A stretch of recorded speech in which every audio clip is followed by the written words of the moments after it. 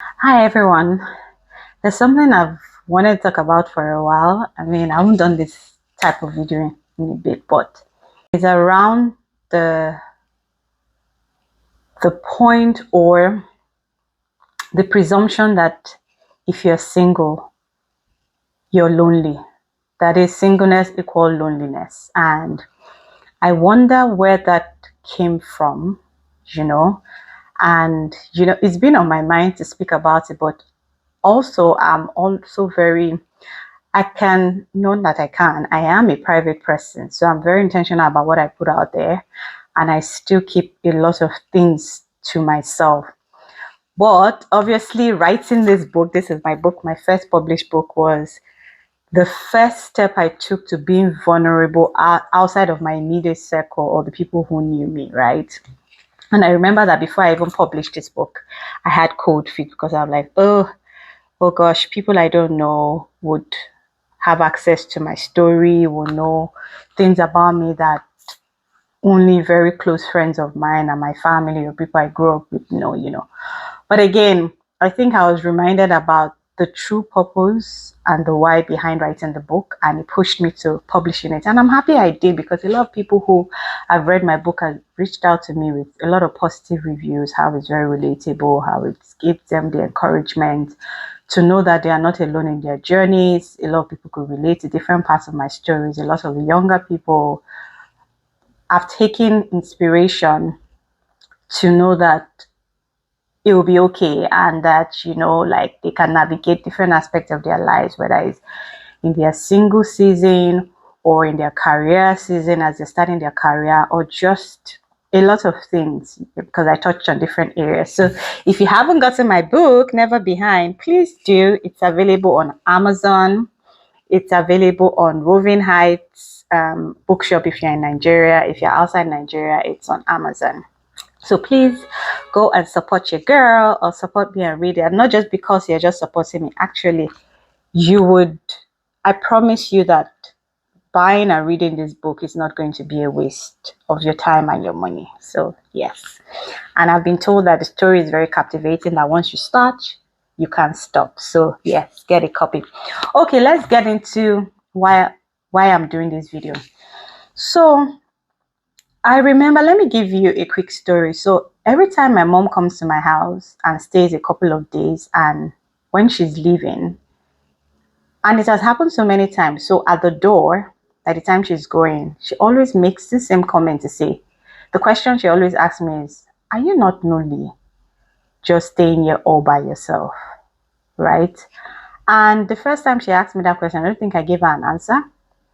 The second time, I probably did give her an answer to say, no, I'm not. And when she said it again recently when she was here, she's like, I don't know how else to answer this question. In my mind, I'm like, Mom, Lizzie, do you know that I'm so happy and content being by myself, right? I don't know how to explain it.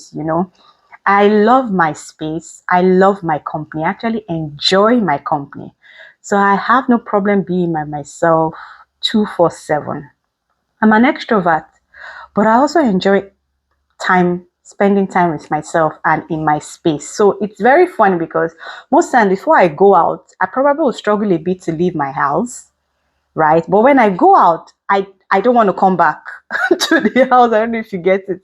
So when I'm out, like, I want to do everything I want to do. And then when I come back in the evening or late at night, and then I'm still bubbling with a lot of energy, I don't go to bed on time, because like the fact that I was with people is still, that energy is like, as it's taking me through so many hours. I'm reliving the experience, the moment. So some people call it an ambivert, but I don't know if that's what I am. I know that I'm very extroverted, but I also know that I can enjoy my company. There's always a lot of things to do. I love my space, my house. Like, I'm just content with who I am, where I am in my life. And so I think it's just, so when I remember that question recently, and I think it's maybe the way society thinks about it, that if you're a single person, be it a lady or a man, you just have to be lonely, right? Singleness equals loneliness. But who also says that when you're married, you're not lonely? because you have a partner or a spouse, does that equal to you not being lonely? Right? Because my own understanding is that there's a difference between being alone and being lonely. Yes, I am alone. I live alone. I'm single, right? I don't have a spouse. I don't have kids. And I live by myself. So yes, I'm alone, but I'm not lonely. So and there's a difference. And I think I've understood myself so much to the point that when I start feeling a bit of lonely, I don't, what's the best word to use to describe? When I start feeling alone or lonely, sort of, it's usually a cue or a reminder to me that I have gone too far away. No, I've gone too long without checking in or spending proper quality time with God. I'm a person of faith. I'm a Christian, and my relationship with God is very unique and very strong and very beautiful and very intimate. And because life as it is, there's a lot of things that distracts us. So there's a lot of noise, there's social media, there's just the hustle and bustle of every day trying to get to work, make a living, to fund your life. There's so many things that can take away the time that we need to spend with God.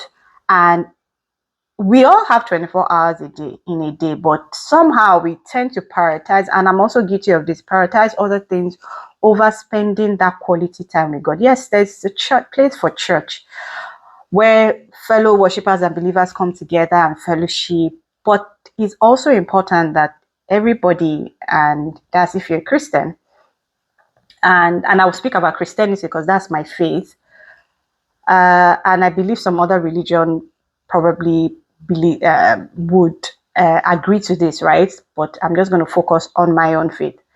But it's important that you have that time that you spend with knowing who God is, speaking with Him, having that relationship, reading your Bible, because in reading your Bible, you get to know who God is. Because if I say that God is my friend, I should be able to spend time with Him. How do I spend time with Him? Is reading His Word and just sitting down and speaking with Him. I speak with God as if I have somebody in front of me dialoguing. So my relationship might be different from some, might be unconventional, but I feel like that's the best way for me, because when I start feeling like he's unattainable, it has to be a formal way of praying. It doesn't work for me. So this is what works for me. And every time, and this is not just 5 minutes, 10 minutes, let's just pray, because I'm also guilty of this. When I'm rushing or I wake up late and I have to be somewhere and I'm just like, say, a few minutes of prayer, or sometimes I don't even remember. It's when I'm now driving in transit, I'm like, oops, I didn't pray. Then I start saying prayers in the car. But when I spend time, when I say I'm intentional about spending this amount of time with God, there is always a difference at the end of it. I feel refreshed. I feel energized. I feel loved. I feel full of purpose. And I feel like my life has meaning. I feel a lot of things. And it's just, it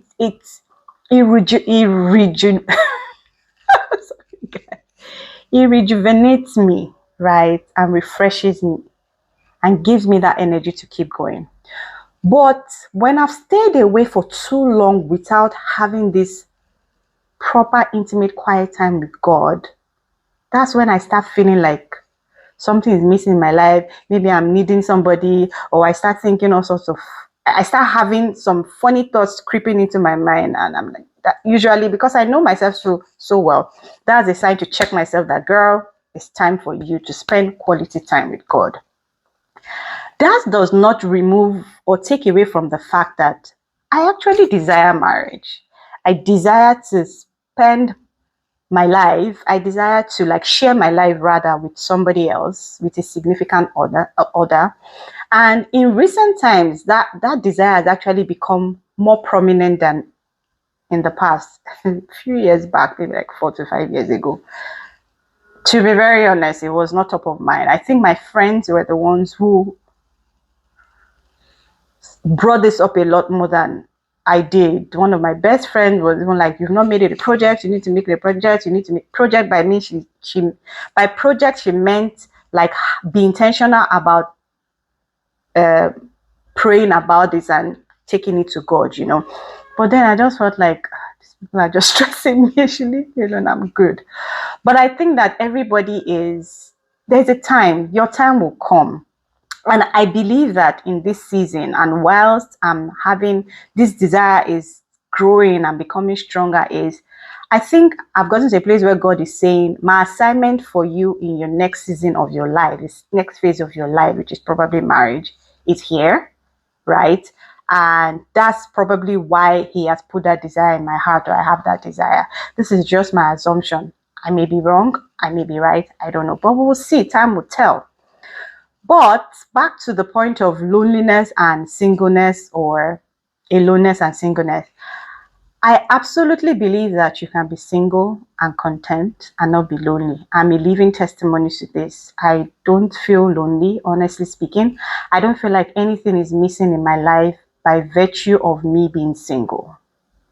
Yes, apart from the obvious signs of, oh, I don't have kids, others have kids. But what is the guarantee that even if someone was to get married, you will have children immediately, or you will have children at all, like biologically? I mean, there are other options of having kids, which I'm also very open to, right?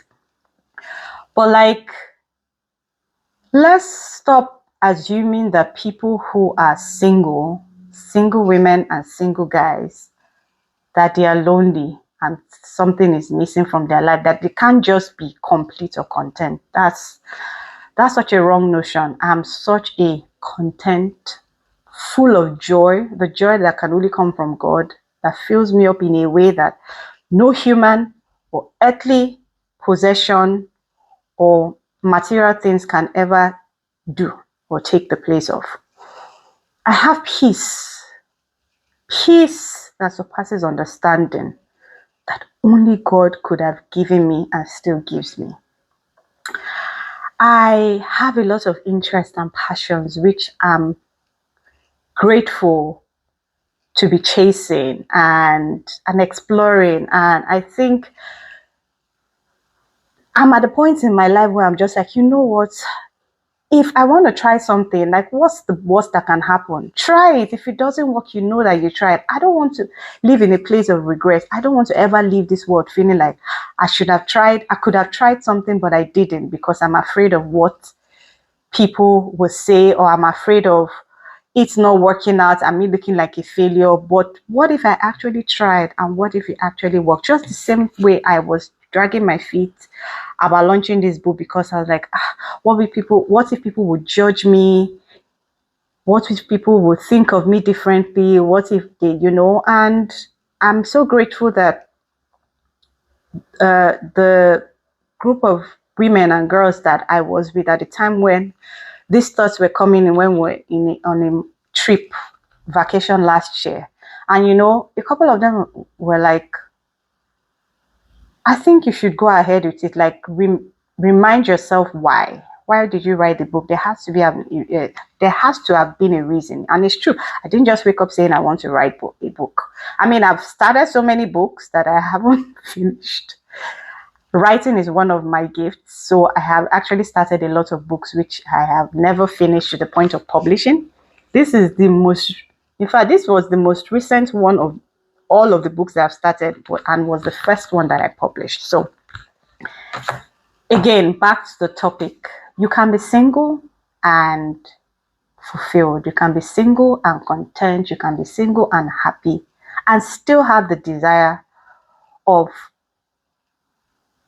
having a partner, someone to share your life with, having children, having a family of your own, because marriage is beautiful. The institution of marriage was created by God for a purpose. And that's another thing. Personally, and I keep saying this to everybody, I believe that my own marriage has a bigger purpose to it. I've always believed this, and I still strongly believe this. I'm not that person who wants to marry just because I need to marry, or it's just the next thing to do, or is required of me. I believe that there's a purpose to the union of me and my future spouse coming together. I don't know what that is, but I know that when that time comes, it will be evident, it will be revealed. But I know there's a purpose. And more, I'm understanding the place of a helpmate, which is my own part in a marriage, in a union. And gosh, 10 years back, couple of years back, I keep telling myself I had gotten married early, which I could have, because yes, I was engaged once upon a time.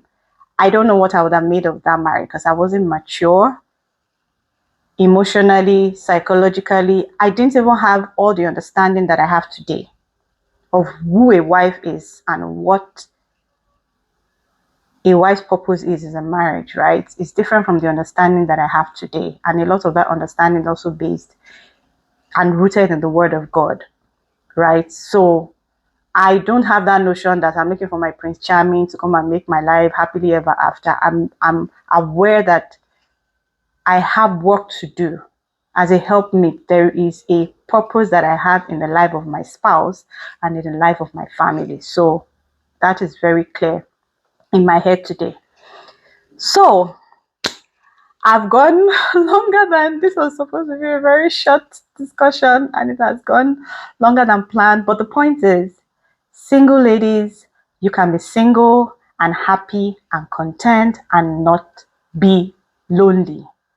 You can be single and not be lonely. In fact, I believe, this is my own personal assumption, that the best time that you know that you're ready to be married is when you're not feeling lonely or feeling or craving the need. Like, when you crave something, like almost like I have to have it or otherwise I won't be okay. Craving the need to be with somebody. I don't think that if you are in that place, you are not ready to be married. But if you are at the place where you are content and it's not a do or die affair, if it happens, if it happens, and if it doesn't happen, then probably that's God's purpose, because as long as you desire it is there, except you said, oh, I'm not interested in getting married. And that's really okay, guys. It's okay to not want to get married. It's okay to not want to have kids. It's okay to want to have kids by other unconventional means. It's okay to just do you. See, at the end of the day, we all came to this world alone. We all leave this earth alone. And at the end of the day, it's how you feel. Is how you feel about whether you've lived a good and fulfilling life. That's all that matters. Not what anybody thinks, not what social media says or society says. Is about you. When you go to bed every night, are you happy with who you are in the quiet of your house when you are by yourself and all the noise has been shut? No social media, nobody to play to the gallery, no friends, nobody, just you. Are you happy and content with where you are in life? That's the most important thing. As far as I'm concerned, that's my opinion. So yeah, maybe let me see. So I launched my book last year, 2023. It's not easy to be a writer. I have the utmost respect for every writer after I wrote my book and edited it and went through the whole purpose of formatting, self-publishing on Amazon. So I have 12 chapters in the book, 12 chapters. The last one is my letter to my fellow single people. The chapter is called Singlehood, a Blessing or a Curse, but it's more like a letter to them. I'm just going to read an excerpt. I'm not going to read everything. Let me start here.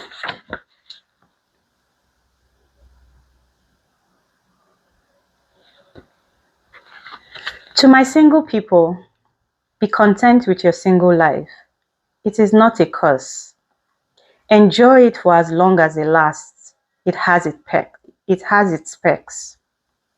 Focus on being whole and dealing with your baggage so that you can bring the best version of yourself into your union when it is time.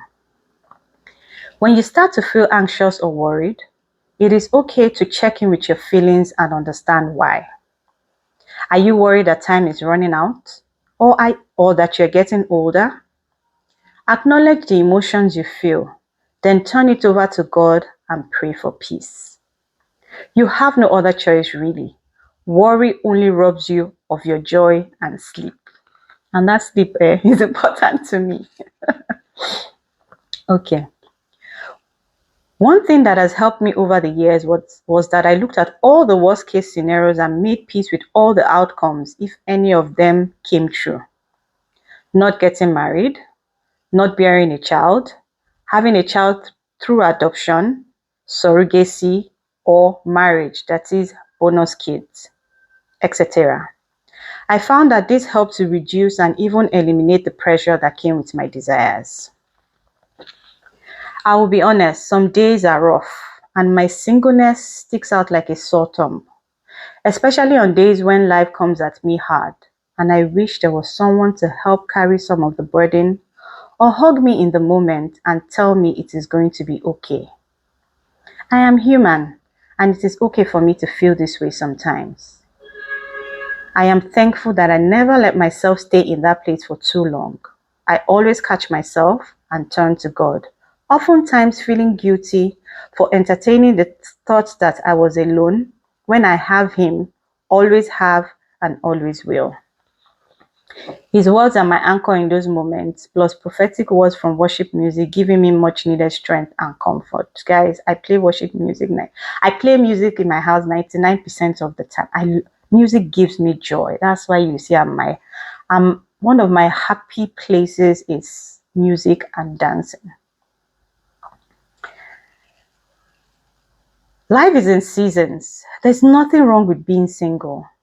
Do not let anyone make you feel like there is. You will get judgmental questions like, are you sure you're not being choosy? Why should you not be? Deciding who to marry is one of the most important decisions in life and must not be taken lightly. Hence, you need to choose right. Pray for intuition and wisdom to choose right. I believe strongly that who you are married to and the state of your marriage affects every aspect of your life. Who knows? I might have been married by now if I decided the title Mrs. was more important than the number one thing on my list of non-negotiables in a spouse. Then obviously this is linked to a personal story of mine, but I won't go into all of that. The point is not to read the whole book, but just to give a bit of, just share a bit of my letter to my single people. Let me read the last paragraph of the chapter. My dear single folks, be patient and trust God. He will bring your spouse to you at the right time. I pray for discernment for you to recognize him or her when the time comes. So my single ladies and guys, but obviously my single ladies, they are dear to my heart because obviously I'm female and I can relate to a lot of our struggles. Whether you're in your, in fact, I don't even know why 20s should make you feel like, why are you in a rush? What's the pressure? Enjoy your life. Whether you're in your 30s or 40s or 50s or 60s, wherever you are, just chill, relax, enjoy your life. Guys, there's a lot to enjoy in this life than to just be brooding over the fact that you're not married. How has worrying about anything ever changed anything? Has it changed your situation? No. It just robs you of the joy that you could have spent doing something you love in those moments when you are pining away or worried and thinking about it. Just commit it to God the way I've handed this situation over to God. And when it is His time for you, everything will fall in place. Ogechuku Kama, that's my name. God's time is indeed the best. Thank you, everyone. I hope you've taken something out from this. I just thought to share. I know that I've rambled a lot. And I hope I have not lost the essence of what I wanted to say, but thank you so much for listening to me. And I hope this resonates with someone and encourages somebody. Bye. Links to purchase my book are included in the caption.